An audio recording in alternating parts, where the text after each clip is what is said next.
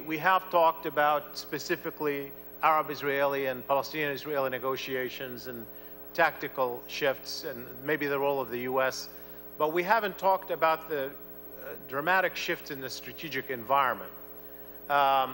When you look back at negotiations like those between Egypt and Israel in the late 1970s, it wasn't only that you were dealing with different parties. Egypt was a very important independent state with its own leverage with Israel, but you were operating under a very different environment during which there was the Cold War, and the American incentives were different, and the Israeli incentives were different, or the Egyptian incentives were different. In fact, interestingly, when Sadat went to Jerusalem and Menachem Begin went to Jerusalem, their first priority was not to conclude an agreement with each other. Their first priority was to protect the relationship with the U.S. at the expense of the other. And they would have been happy to leave without an agreement if, in fact, the net result would have been a closer relationship with America for them at the expense of the other side. In fact, Jimmy Carter, the President of the United States, used that relationship directly. When he thought Menachem Begin wasn't making enough concessions, he had his staff prepared his speech to the American people that he was prepared to give, to go to the American people and tell them that the reason the negotiations didn't succeed was Menachem Begin not making enough concessions.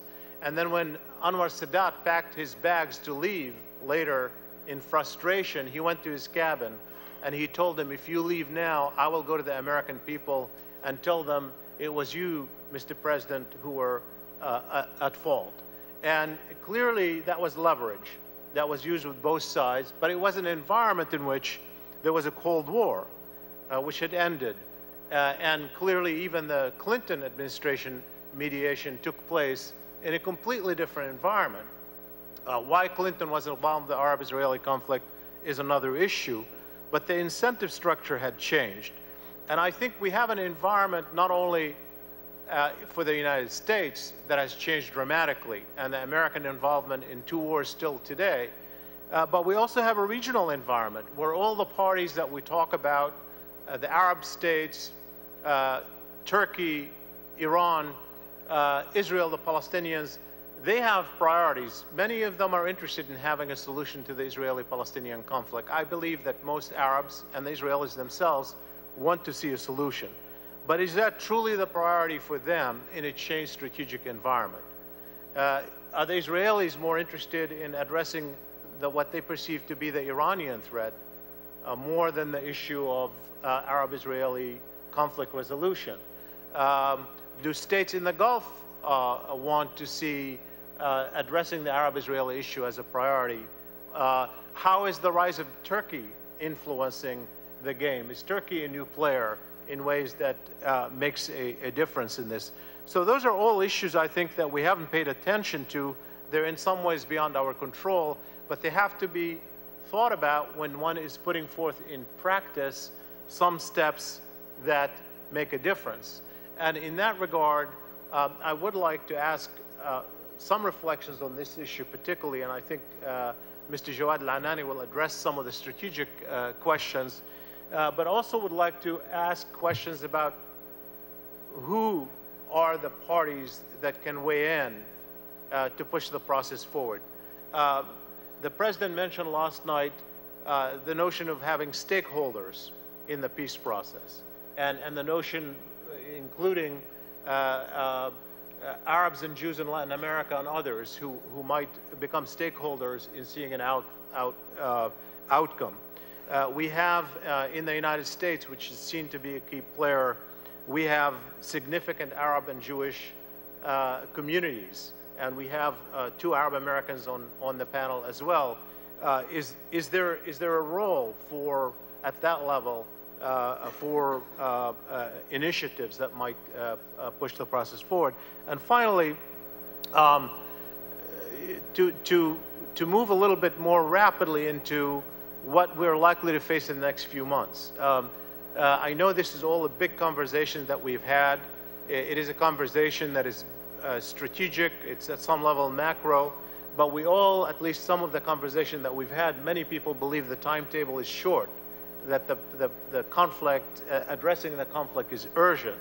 And so it doesn't call for long-term transformations. It calls for immediate tactics, particularly facing the Israeli-Palestinian negotiations with the September deadline, the end of the current 4-month period of negotiations, the partial freeze on settlement expiration September.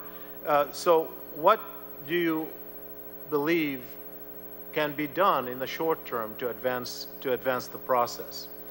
Let me introduce our interveners very briefly, as I said, and the bios are in the book, and there are significant accomplishments that I urge you to look at for those of you who don't know them, but I will not go through their accomplishments. I will just mention them briefly. To my left is Mr. Jawad Al-Anani, who is the head of Al-Basira consultancy firm. He's the former Deputy Prime Minister for Economic Affairs and former Minister of Foreign Affairs of Jordan, an accomplished diplomat who has been very much involved in Arab-Israeli negotiations. Next is Mr. Daniel Rothschild, retired Major General. He is the head of the Institute for Policy and Strategy, an Israeli think tank in the Lauder School of Government, Diplomacy and Strategy at the Interdisciplinary Center in Herzliya. He also has been very much involved in Arab-Israeli negotiations over the years. Next is Manuel Lopez Trigo, who is a journalist and who is a former diplomat who had served as former Vice Minister of Information and Communication and also former Ambassador of Costa Rica to Israel, and clearly very much informed about the Arab-Israeli conflict. Next to him is Mr. Ziad Asali, who is the president and founder of the American Task Force on Palestine. He also headed the Arab American Anti-Discrimination Committee. He's a prominent Arab American, Palestinian American leader, very much active in initiatives to advance the peace process and very much active in appearing in the public discourse in the United States. Next to Mr. Asali is Akiva Eldar, a prominent journalist who's well known internationally. He is the chief political columnist and editorial writer for the Israeli daily Haaretz, which is certainly one of the most highly respected newspapers in the region. And he also is a commentator, I must add, in the United States, who writes frequently in American newspapers and appears on American television and radio. Next is Mr. Ashraf Suwalim, who is a diplomat on leave at the moment, but in order to serve as Director General of Egypt's International Economic Forum, which is a leading Egyptian business and economic NGO. And I have to say I had the pleasure of speaking at that outstanding organization in Cairo last year. Finally, Mr. Hussein Ibish. Dr. Hussein Ibish is a prominent intellectual. He's a public intellectual in the U.S., an Arab American speaking on Middle Eastern issues, a writer, and he is currently a senior fellow at the American Task Force on Palestine. Gentlemen, it's a pleasure to have you. And let me turn to Mr. Jawad Al-Anani to open. Thank you very much. See, this is what happens when cooperation between Arabs and Israelis. We get a voice.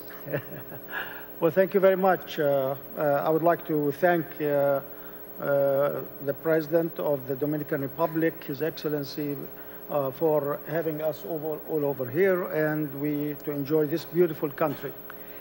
Well, first of all, let me say that since the Arab-Israeli negotiations, which had started in Washington or in Madrid in 1991, we have seen cardinal shifts in the region. and the power balance in the region has shifted quite drastically. I think right now the three most influential probably countries in the Middle East, or what's called the Middle East, are probably non-Arab. They are Israel on one side, Turkey, and Iran. And these are the most important three countries in the region. And somehow each one of them, especially Turkey and Iran, who used to be very strong allies of Israel, now view themselves as not being so. Iran, of course, is now being targeted by Israel as a threat not only to Israel, but also to the region and the whole world peace at large, especially if Iran continues with its nuclear program. The second one is Turkey, and Turkey has recently become a very strong economic power to be reckoned with. It's number 16th economy in the world. It is predicted that Turkey would probably become among the top 10 strongest economies of the world. And so far, they have been the main beneficiary of the conflicts in the region, particularly their trade with the Muslim world, with Iraq, with Iran, with the Arab world, and also with Northern Africa. Turkey also has very strong economic relations with Eastern Europe and Russia. So therefore, I believe that the continued stalemate in the region has really raised some new facts which we must deal with.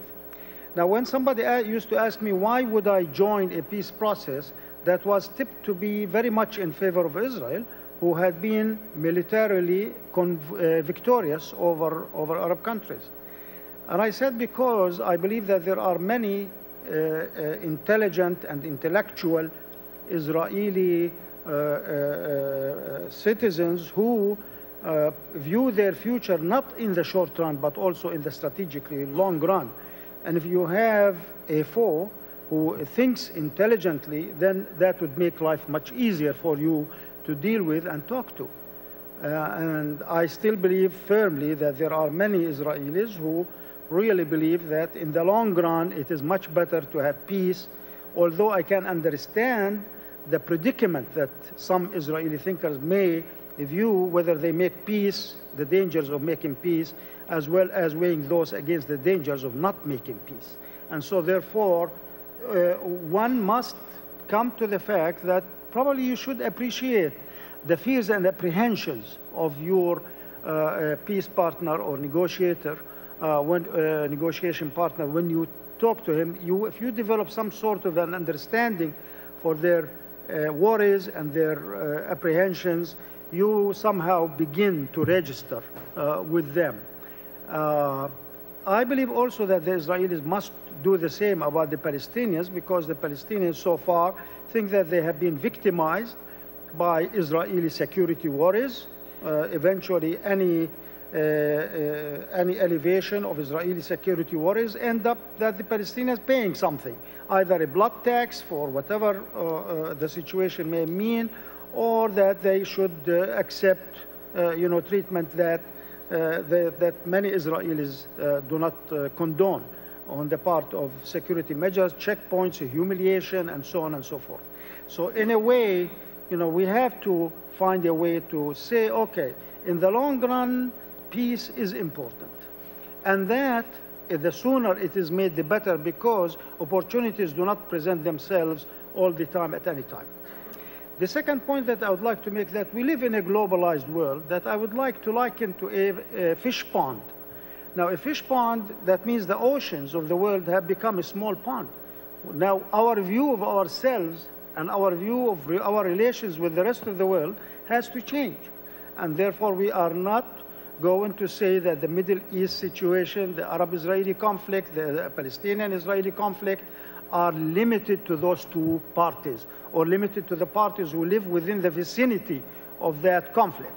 Even in Israel, they view their security horizon much more differently than, when they speak about negotiations as such.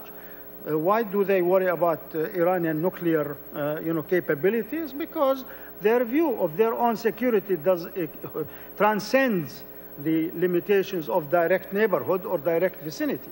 And so therefore, we tend to have different horizons for different issues at hand. And this is a very complex world. But the proximity of the world, in a sense, and the shrinking of the world is bringing many facts to our attention. And that leads me to the next point. I was really impressed by President Fernandez's role, his description of his role, of his country's role in any forthcoming peace process. And he made it very clear to us that even Guatemala, which is, Dominican Republic, which is very far from the direct neighborhood of the fight, Dominican Republic somehow is not immune from the after effects of any absence or any presence of a peace settlement in the region, because it will bring harmony to the society of this country, because it hosts both important and prominent citizens who originally came either from, who have Jewish background, or who are probably Palestinians or Arabs or Lebanese or whatever the case. Secondly, the price of oil. Now, of course, this is extremely important for many developing countries in the sense that if the oil bill goes up, they have to suffer a great deal economically. And as a result, we live in a world that is a fish pond, and that we have to change and appreciate how others view what is happening in that part of the world.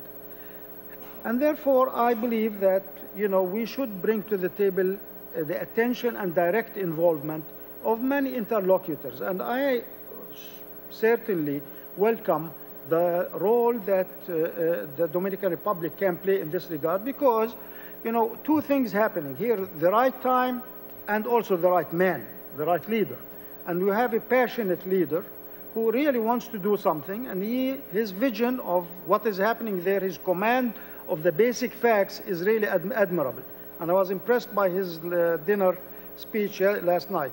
And therefore, I believe that, in the forthcoming Arab-Latino, for instance, summit conference that's going to be held in Brazil in February, if I'm not wrong, that's what Hamadi Farani told me anyway, and I hold him responsible for that. We should, I think, probably the Palestinian Authority or the Israeli, some other Arab country can invite the Dominican president to be present there and submit to the conference the document which we are going to produce here by tomorrow, God willing. This is a very important fact. We cannot really divorce ourselves from the international and universal influence. What we need right now, given all the complexities of our societies and the retardation that seems to be stigmatizing the whole peace process, we need to continue to believe that the process should eventually work, and that the people who believe in it, although they are on the defensive right now, must come to realize the pros and cons of the situation. I will have only one more minute. And I would say, I have a new terminology, for instance, by saying that in the past, in 1967, the war was between governments, among governments. Now the wars are not among governments or countries. The wars have been privatized in our part of the world. People who are fighting are not governments, but they mostly, in the last two wars, in Gaza and Lebanon, the wars primarily were with the civil society in the Arab world. And that has changed the dynamic of the situation a great deal. Now, we don't want to continue with a policy where we say that governments have become sidelined in the issue of wars, because that can be extremely dangerous to the peace and security and the future of the region. The last point that is contingent on this last point is the fact that, the absence of peace is actually delegitimizing some of the Arab regimes who really defend that process.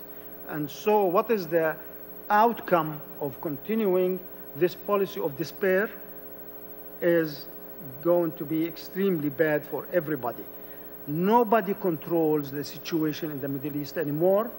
There are forces that are coming and having an impact on the situation that go beyond the control of the immediate players. So therefore, we need to bring people like Dominican Republic who really and truly believe in the process, and they have the hope that it somehow can work and should work in the near future. We are on the defensive, but we think we should take more positive action, and I welcome this opportunity of being here to stress my hope and belief that peace will eventually prevail. Thank you very much. Thank you very much. Mr. Rocha. Thank you, Mr. President, for having us here, and thank to the moderator that raised the issue of the change in the strategic situation, because I truly believe that that's one of the game changers in the Middle East in the next few years, and I'm preaching for it, at least vis-à-vis my government, to take it into consideration. And although I prepared myself to deal with responses to things which were said at the morning session, I'll be more than happy to deal with those issues which you have just mentioned. And I'm talking about trends. And trends, when we are talking about trends, we are looking 3, 5, 10 years ahead of us. And the trends which we see in the Middle East are trends which are not in favor of the peace process. And anyone which doesn't see it, he closes his eyes and he makes a mistake. First trend, as Mr. Jawad El-Anani just mentioned, there is a rise in the power of Islamic fundamentalism organization and power in the Middle East, which are threatening secular regimes. All of them are backed by Iran, regardless whether they are Sunnite or Shiite. We have two examples which already came to power, which is Hezbollah almost came to power, but for every practical purpose. They are in power in Lebanon, and Hamas in Gaza. And we see the trends in all the secular regimes in the Middle East. There is, the Islamic movement is using poor socio-economic situation in order to provide the man on the street with what he expects his government to provide, and the government fails, and they are going into that gap. And then they are cashing it politically. I think one of the biggest mistakes President Bush did in his last term was to use the equation that election equals democracy. And we saw where it brought us. So that's one trend. I can talk about this trend for hours, but I'll stop here. The second one, which one should not ignore, is the American role over the world. Obama's foreign policy has changed. In my institute, we call it de-Americanization of the Middle East. Actually, Obama says, in different words, I do not want to be the policeman of the world anymore. I don't want my soldiers to be killed in Iraq. I don't want my soldiers to be killed in Afghanistan. I'll do whatever is needed to be done in the Middle East, but not more than that. We see it the way he deals with the peace process in the Middle East. Now, that has a huge impact on the moderate Arab countries in the region and on Israel.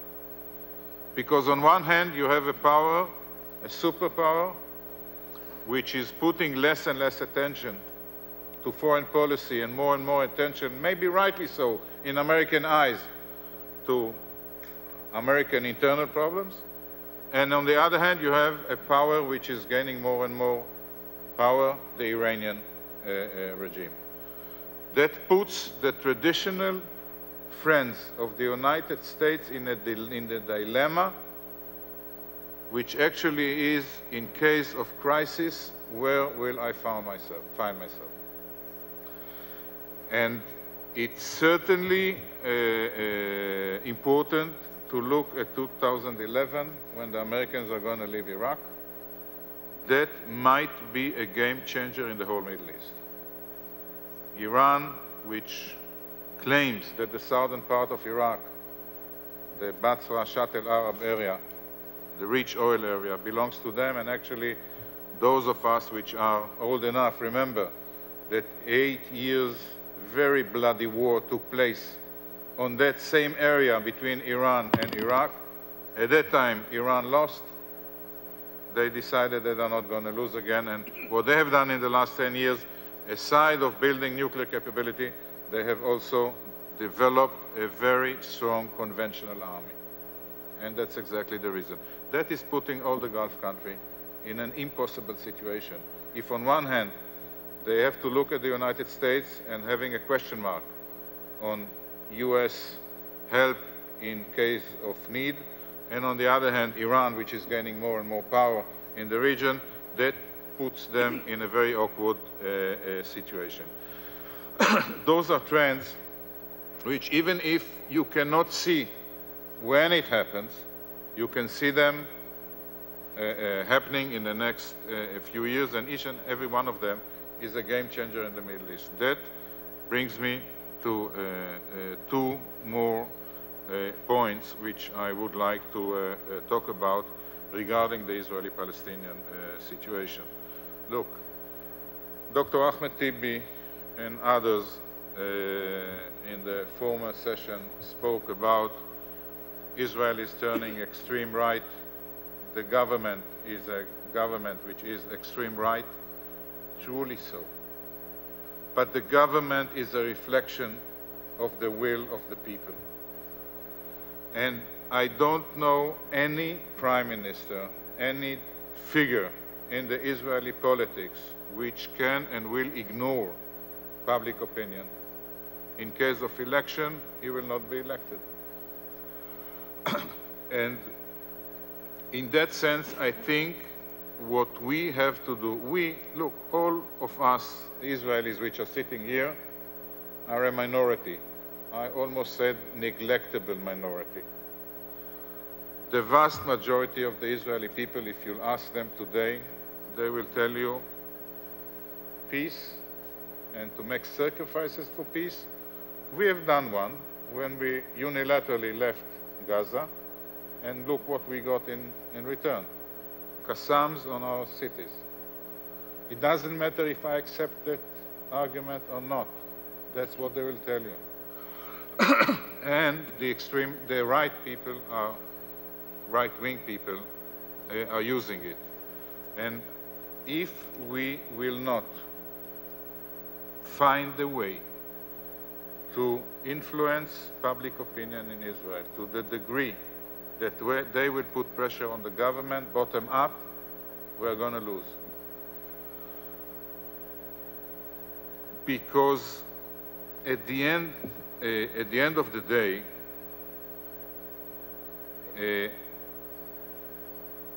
the ability to produce is at the end of the majority.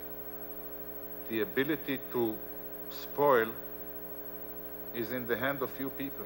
I call them spoilers. Now, the moment that nothing happens, by the way, on both sides, nothing happens, there's no need to spoil, they are quiet. The moment that someone has the feeling that we are advancing in the peace process towards some sort of a solution, the spoilers are acting. It's on our side. Best example is Biden coming to Jerusalem, and someone which doesn't like the fact that the Israeli government, for good or for worse, is taking decision to advance in the peace process, he decides to embarrass the government.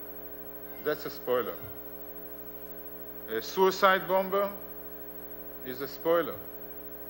What he has in mind is not to kill Israelis only, but to put the case on the international agenda in order to hinder the peace process. And if we will only look at the process as a bilateral Israeli-Palestinian process. Israel is the strong side. Israel has to give. Palestinians are the weak side. They are the ones which are getting. Very difficult to show the Israeli public that they are also getting something. The only way to show them that they are getting something is the Arab Peace Initiative. But the Arab Peace Initiative, and I'm short, I hope afterwards I'll have time to continue, has to go through some changes in order to be able to show the Israeli public, listen, you're not only giving, you're also getting. I'll stop here. And Thank you. I'm sure we'll have a chance to come back to the Arab Peace Initiative, so we'll have another way of engaging it. Mr. Tigo.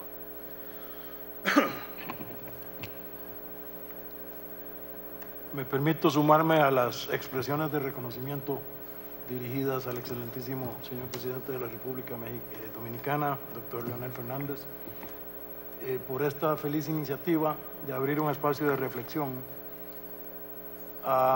sobre un conflicto que precisamente se caracteriza por el predominio de las pasiones y la escasa presencia de la razón.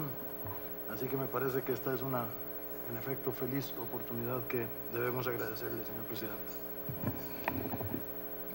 Este conflicto entre israelíes y palestinos, uno de los más graves, peligrosos y duraderos de nuestro tiempo, se caracteriza, ha sido dicho hoy aquí repetidamente, por su complejidad que involucra factores históricos, políticos, ideológicos, culturales y religiosos, y se caracteriza también por complejidades de orden físico. Se hizo referencia en la mañana a la separación que existe entre Gaza y Cisjordania, que algunas personas ven como fácil de resolver, pero que sin duda resta viabilidad al proyecto de Estado palestino con cuya existencia todos coincidimos. Yo no soy israelí, ni soy palestino, ni soy árabe, no soy judío ni musulmán, pero precisamente por esa razón creo que puedo ver con relativa objetividad el problema, y me parece que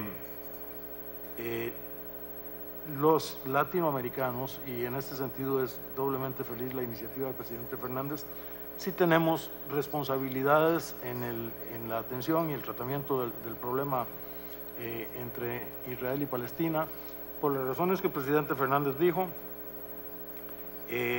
y por otras. Hay una de carácter ético, digamos. Me parece que es obligación de todas las personas y de todas las naciones contribuir en la medida de sus posibilidades a la defensa y la preservación de la paz en el mundo. Por otro lado, en el caso de los pueblos de la América Latina, no hay que olvidar que existe una proximidad de naturaleza espiritual con ese concepto que tiene dimensión física y que se llama la Tierra Santa. Me parece que ese hecho nos acerca mucho al conflicto y genera preocupación en América Latina por el problema. Se mencionaron, y me parece que el presidente Fernández dijo también una referencia a la necesidad de crear momentum para un nuevo relanzamiento del esfuerzo de la lucha por la paz, y me parece que eso es la necesidad primordial, que pasa por la indispensable reconstrucción de la confianza perdida entre las partes, y que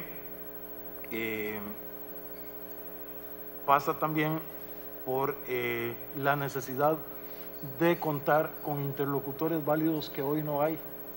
Hoy, infortunadamente, en ambas partes se carece de liderazgos fuertes con respaldo suficiente que permitan persuadir a los pueblos israelí y palestino, y esto ha sido dicho de diferentes maneras hoy aquí, de la necesidad de apoyar posibles acuerdos de paz. posibles procesos de paz. Hay gran escepticismo en ambos pueblos que infortunadamente padecen a lo interno otros problemas, un muy preocupante grado de polarización, de fragmentación, perdón, política en Israel y una radical división de la misma naturaleza en el seno del pueblo palestino. Yo creo que desde la perspectiva latinoamericana hay algunas cosas que podemos hacer. El presidente Fernández mencionó algunas posibilidades.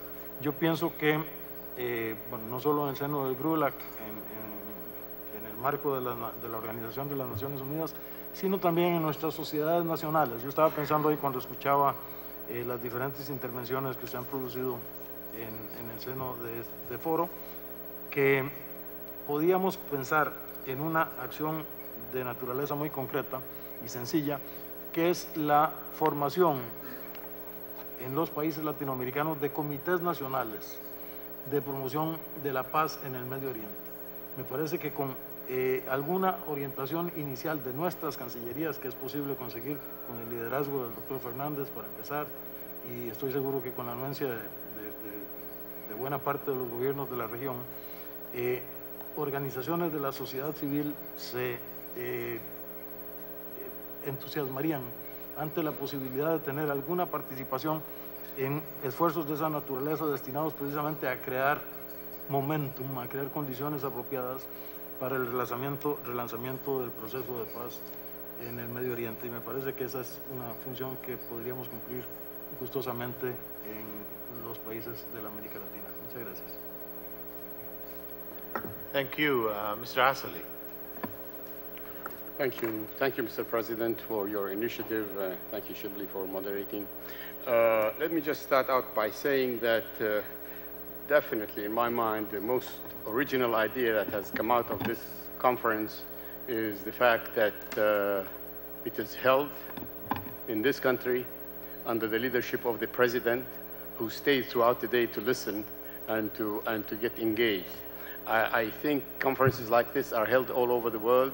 This is what's unique about this conference, and this is where we owe it to the President to offer him ideas and ways of support in order to add to the effort to make the solution of this issue possible, feasible, and in fact translatable to some action.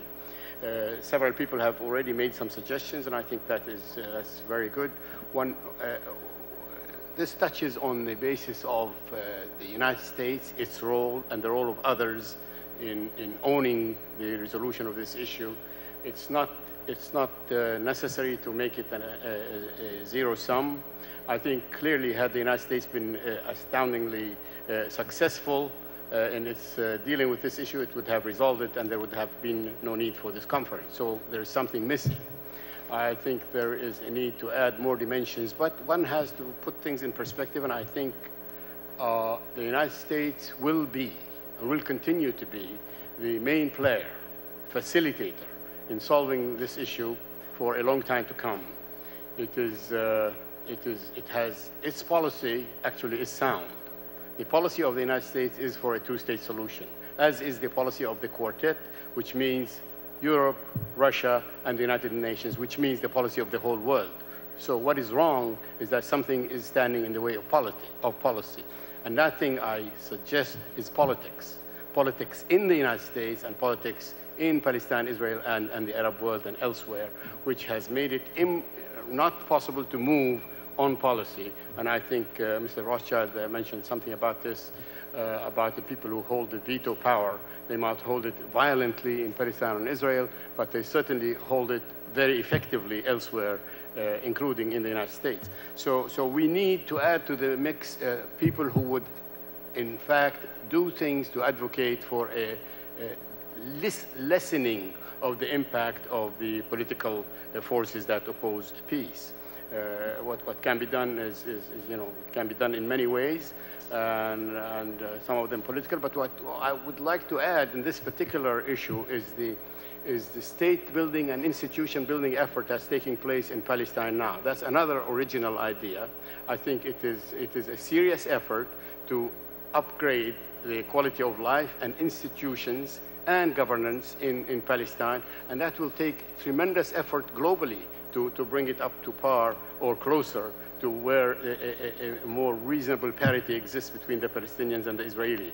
I do not suggest this as a substitute for negotiations or the political process. Absolutely, it cannot be, but it is part and parcel of what needs to be done. And I suggest that people in Latin America and elsewhere look at what it is they can do in the fields of health, education, et cetera, that are taking place right now in Palestine. This way, that will give you an opportunity to get your feet wet in a very difficult area, but it will give you the goodwill that you need to earn from the players in a very difficult field. So I am suggesting that this is something that might need to be considered. What we have at the present time is a political landscape that's just changed almost completely over the course of the last 10 years.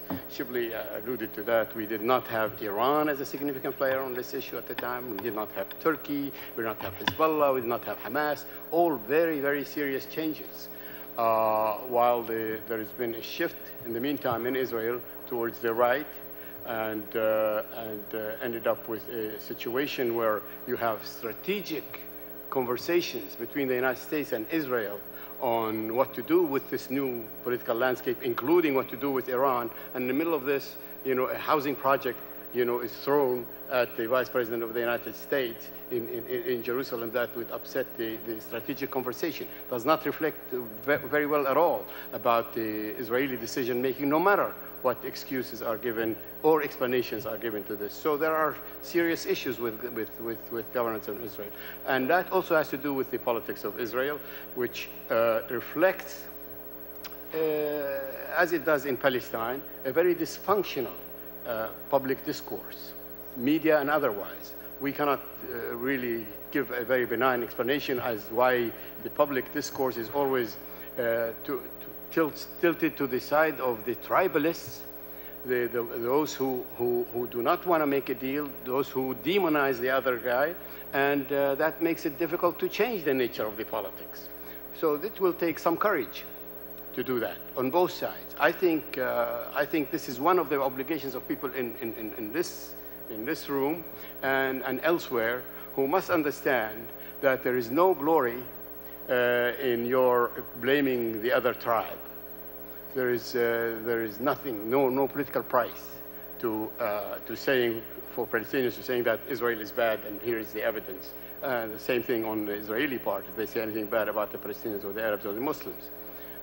The difficulty, of course, is to blame your side, and this is how you lessen the zero-sum game, and you also open up the room for partnership, which is absolutely needed. There has to be a partnership between the Palestinians and the Israelis at some level that can withstand the veto exercised. It has to withstand the veto that is exercised by either political leaders or by violent people. I don't know of any way that things can be sustained, solutions, agreements can be sustained if you do not have some support for them in both communities. At the present time, we're dealing with a particular dilemma, actually, which is about this negotiation deal. Everybody criticized President Obama for his lack of success, I think. On the other hand, I think I also would give him tremendous credit for paying a political price in the United States for taking a strong position initially. He could not sustain it. People can conclude anything they want, but they must also conclude that it is politically difficult to move on this issue in the United States. And as a future possibility, we need to keep in mind that there has to be a way to maneuver the political situation. Now we have November midterm elections, which will be probably to the disadvantage of the Democrats and the disadvantage of President Obama. We will find out how costly it is for him. And we will have a sense of where he will go after that. Now, It is not enough to say he is a coward and he couldn't deliver, etc., etc. This, he's a man who deals with political realities, and I think this is something that can be built upon rather than be shortly dismissed. Which brings us to the other question. He's calling now for the Palestinians to go back to negotiations, to direct negotiations, to upgrade from proximity to. This is very difficult for Abu Mazen to do. Almost impossible for Abu Mazen to do after what's happened, and it is becoming a condition for the United States. Netanyahu had suggested that, knowing full well that's going to be a disaster for Abu Mazen, and on the other hand, the Palestinians cannot hope to get any movement forward without the support of the United States. It's just not possible. Between the Palestinians and the Israelis, there's absolutely no parity at any level, and they will get no concessions as things stand. So they do need the United States, but they cannot be forced to conclude that they will have to sever their relation with the United States and with the United States president because they cannot go to direct negotiations. So there's a dilemma to resolve. In the meantime, I want to finish by saying something, again, that I started with, which is there is actually a political plan that is unfolding now in Palestine, which is called the State and Institution Building Program. It's not sexy. It's not the one that gets the headlines and the visits, etc., but it is a serious effort to improve governance and to improve institutions and to improve the public discourse, all in some kind of a comprehensive way that has received, in fact, serious support from the Europeans, from the United States, and from the Palestinians themselves. The Arabs are not that enthusiastic yet. They get orders from the United States to help out. But I think this is a very promising, positive trend that needs to be encouraged till we reach to a more reasonable political negotiations. Thank you. Thanks very much. Mr. Eldar. Thank you very much, Mr. President. I can't help when I'm watching you, listening to us and taking notes, that I wish we had a prime minister that would be willing to spend his full weekend and listening to experts and caring about a region which is so far away. So maybe you will deliver the message from here and they will listen to you.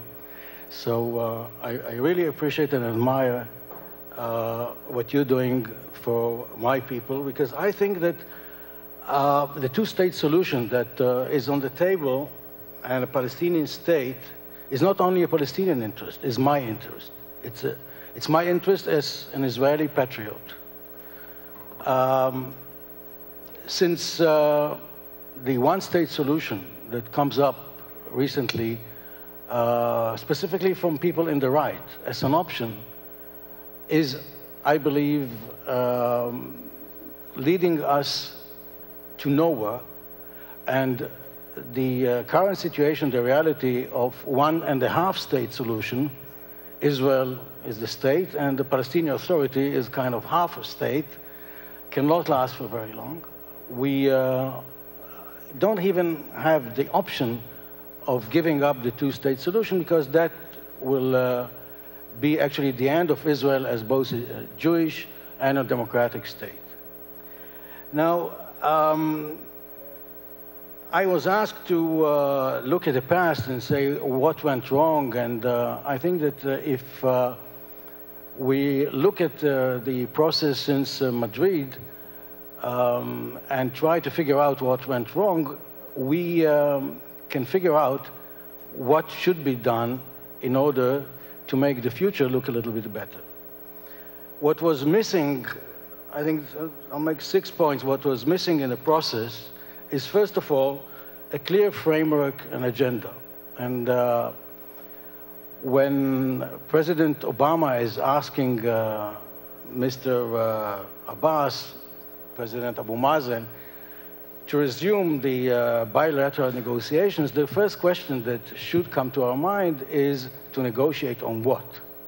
What should be on the table? And I think what should be on the table as the minimum threshold is the Arab Peace Initiative, which was accepted by the quartet as the pillar for any final status negotiations, of course, by the Arab League. And I think that this is the most important thing, or the best present that Israel has got since the Balfour Declaration.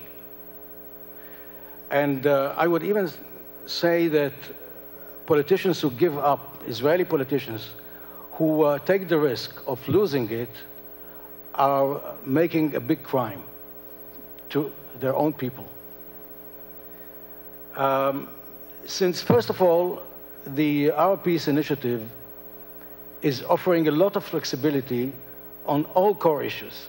For instance, it doesn't mention the settlements, which leaves room for territorial swap. And I realize that it's not negligence. It's not that somebody has forgotten to mention the settlements. People, I know some of my friends in Jordan, and I know that other people from the members of the Arab League has invested a lot of time and efforts in drafting this important document. And for instance, the fact that they didn't mention the Holy Basin in Jerusalem and Haram al-Sharif, what we call the Temple Mount, is not just because they forgot to mention it, it's because they left room for negotiations. The most important thing is the fact that when we look at the refugees issue, the key word is agreed upon, which means every solution should be agreed upon with Israel, which for the Israelis, this was the, I think, the #1 obstacle in the process was this anxiety from the right of return.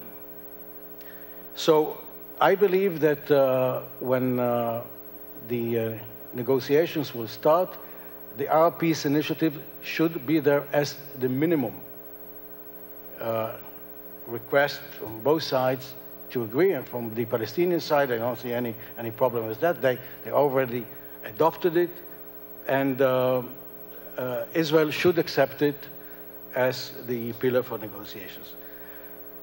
The other thing that was missing is deadline. You can't have open-ended negotiations. We started this process in Madrid almost 20 years ago, in October '91. Next year, we're going to celebrate the 20th birthday of the peace process. Prime Minister Rabin used to say that there are no sacred dates or deadlines. I think that what the Prime Minister Netanyahu said a few weeks ago in New York should be noticed. He said that give me 1 year and we can reach a solution. So give him 1 year. Actually, this coincides with the timetable of the Salam Fayyad's plan. He was talking about August 2011 to complete building state bottom up. So the bottom up process can meet with the top down in 1 year. And everybody that knows one or two things about conflict resolutions knows how deadlines are very important. Next is transparency. I remember the two key words that were used against Arafat were transparency and accountability. So let's bring it back to the table and asking the United States, whether it's Mitchell or the American facilitator, should make the process transparent and report both to the Israelis and to the Palestinians, to the Arab world, about the progress in the process, so we would know who are the good guys, who are the bad guys. It's important to us, to the Israelis, it's important to the Palestinians. We should know what is the offer that the Israelis made to the Palestinians and what are the Palestinian expectations. Next is accountability. Both sides have to respect their commitments. Nobody has mentioned yet the roadmap, which I believe is a key document that was also adopted by the UN And they specify the expectations, the commitments that both sides made, including moratorium of settlements, removing the illegal outposts, and the Palestinians doing whatever they should do in order to contain violence. So, and this goes, of course, with the accountability, with transparency. It should be reported to the international community and to the Israeli and Palestinian public if both sides have met the expectations, their commitments. And if not, I'm not afraid of using the phrase sanctions. Sanctions does not mean, it doesn't mean necessarily economic sanctions. I give you two examples of sanctions that worked when it came to Israeli radical right governments. In '92, when President Bush Sr. made it very clear that Israel cannot have it both ways. We will not get the $10 billion loan guarantees, which was, in a way, an economic sanction. But what was more important was that if you insist of expanding settlements, don't expect the special relationship between Israel and the United States to be kind of business as usual. And, you know, the Israeli public is willing to defend Israel and even to risk their lives against all Arab countries. But they are not willing to fight with the United States because they know that they will have a problem if they win this war. What will they do? So this is the red line. And it happened again in '99 when Prime Minister Netanyahu became a persona non grata in Washington, when there was an open crisis between him and President Clinton. He lost the elections. So this is twice the Likud and the Israeli right lost the elections, not because of economic sanctions, but because the Israeli public opinion, and Danny Rothschild mentioned the Israeli public opinion, Israel is democracy. The Israeli public opinion does not tolerate open crisis, a head-on collision between the Israeli government and the United States and the White House. On the other hand, and I will conclude with it, there could be also carrots, and you can find them in the Arab Peace Initiative. Normalization. And here, what I want to offer from here is to take out the normalization from the equation, territories for peace, and to start normalization between the civil societies. I don't see any reason why the Saudis or the Syrians will not talk to people who are present here in this conference. What we have in common is that I think all of us, I can speak in the names of all my colleagues, are willing to sign the Arab Peace Initiative yesterday.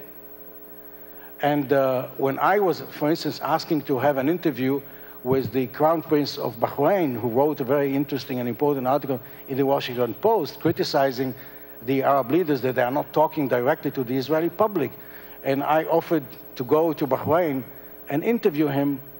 I was offered to meet his foreign minister in New York, and I said, well, I've been to New York several times. I want to go to Bahrain. So I think they should follow what King Abdullah of Jordan is doing, talking to the Israeli public. I had the honor to interview him twice, and President Mubarak.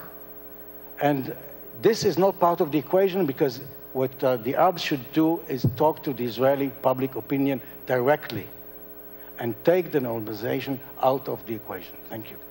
Thank you very much, Mr.